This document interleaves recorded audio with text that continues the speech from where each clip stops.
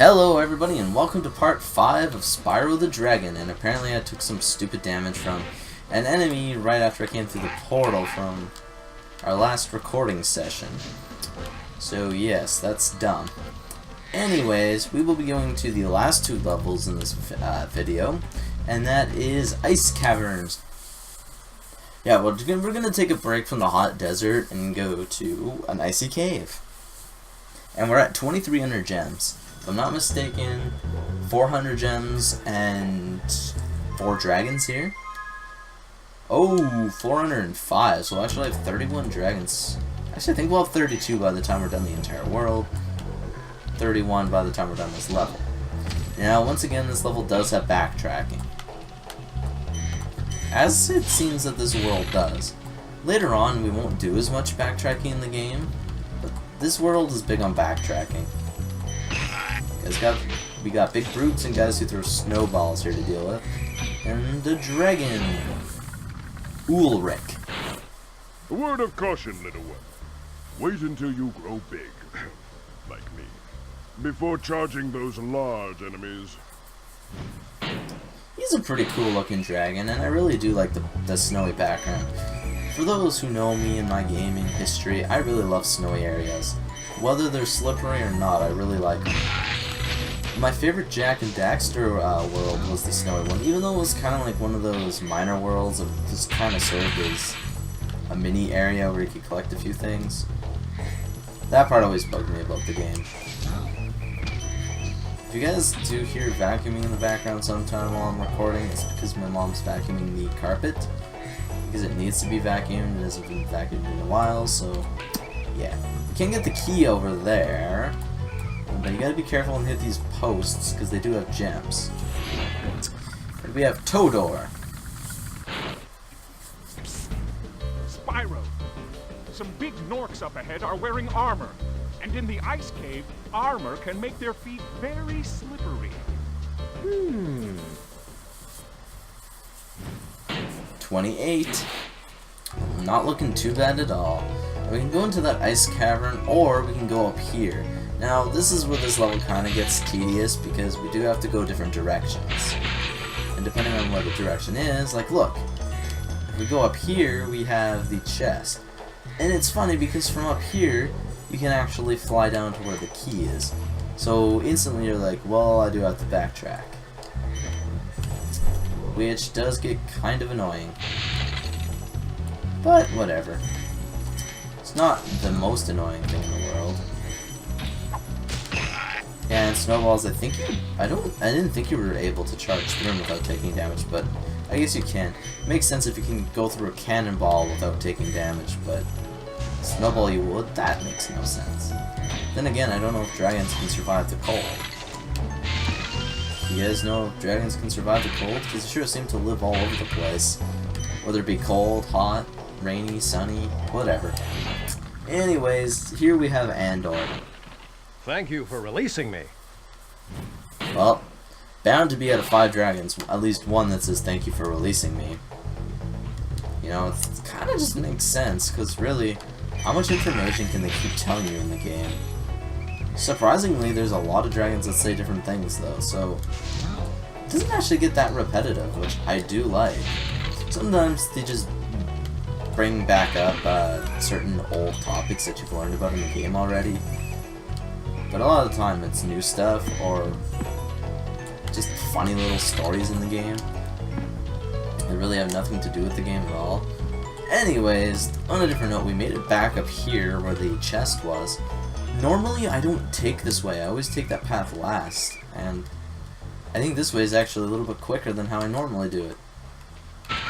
For a minute I'm like, why don't I have the key? It was just being stubborn. We're well over half the gems now, being at 240. We only have 160 left to go, and 2 dragons left. Careful and judge. Wow, there's already the ending, but don't be fooled, it's not really the ending. Now, I think this is the last dragon that actually... Is this the last dragon that says something? Or is this another one that just says, thank you for releasing me? But we'll see here in a bit. I just have a bad habit of collecting all these gems. Now these lives, I don't know how to get them. There's gotta be some way, but I just never remember how to get them. I don't even know any Let's Player who's ever gotten them. But most people who play Spyro do it blind, or they just suck at the game, so whatever. Here's Asher. Thank you for releasing me. Okay, just a really old dragon that says thank you for releasing me. Because I didn't think he was one that told us anything. Because I think there's one that tells us about those enemies that we have to headbutt off the cliff that we've already seen. These guys. I think that's what he talks to us about. Remember, since I have a mic board, well, actually, for some reason it doesn't play sound because my computer doesn't have an extra headset port, and I'm only using a blue snowball, so it doesn't have a headset anyway. But my new computer's weird like that. It doesn't allow me to hear the game while I'm recording it. So sometimes I really have to mess around with the game volume versus like commentary volume, just because I don't know what it's set at. I didn't think I got that gem. Careful, there's a guy on the other side of the cliff that can throw snowballs at you, so if you don't look at him, I don't think he can actually hit you. We almost have all the gems. Because these guys generally drop pretty decent gems. Sometimes they drop like 2, like an emerald, but actually now I don't even know if they can hurt us with charging me the snowball, and apparently I hit a bat. Must be a 5? Yeah, so we got all our gems and our final dragon as Ragnar. You've done well, Spyro. Some dragons thought you weren't ready, but I knew they were wrong. I'm ready, all right. Ready for what? Well, thanks, Ragnar. And we'll just double check. We have everything here, so we can leave. The levels around this part of the game take about 7 minutes to beat. I've come to the conclusion. Now, I wonder if the boss has 300 gems. Ah, you flew me right into a wall. That's not nice. So anyways, our final level to this world is Dr. Shemp. Dr. Shemp is an interesting boss level, because for a majority of the level, you don't actually I guess for almost every boss level, you really don't fight the boss right away. So we have 300 gems and 1 dragon. A tip is every boss has 1 dragon, except for 1 in the entire game.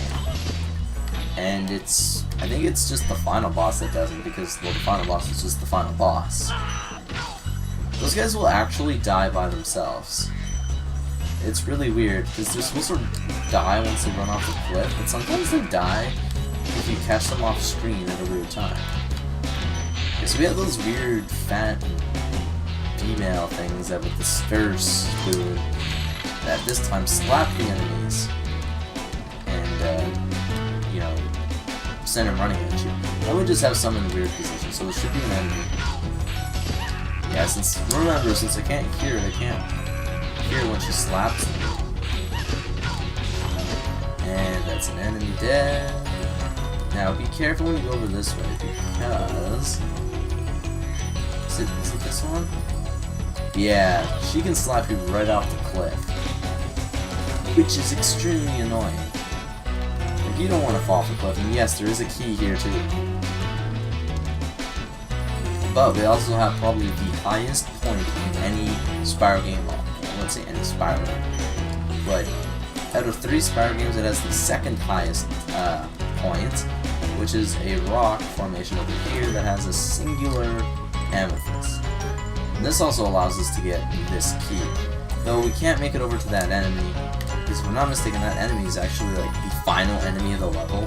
And no, I'm not talking about boss, I'm just a weird final enemy in such a weird position. But we have our dragon, and his name is Trondo.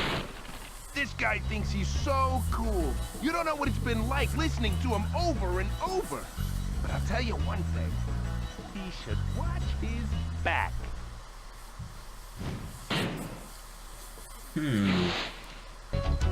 Interesting, Mr. Trondo. Interesting. Yeah, so here's Dr. Shemp. That was kind of weird. He kind of missed me completely. It's weird because it goes into like a cutscene mode, but you can still hear your gem total. They changed that in the other Spyro games where there's a cutscene and you pick up a gem. Yeah, won't show. And sometimes Sparks picks up gems from far away, and other times he's kind of like at a weird angle. If I'm not mistaken, yeah, that was it. We defeated the Doctor himself, Dr. Shemp. Not a very hard boss battle. Most bosses only take 3 hits. Really don't require that much skill either. All that work just for 1 purple gem.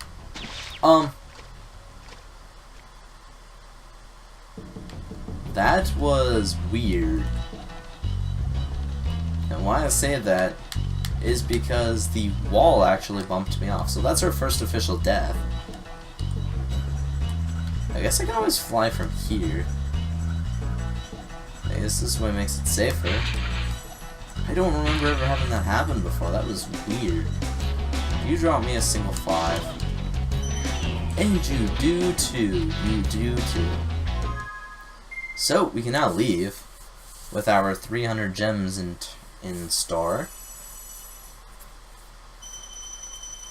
3,000. Is there 11,000 or 12,000 gems? I can't remember what the dragon actually said at the very beginning of the game. Wait.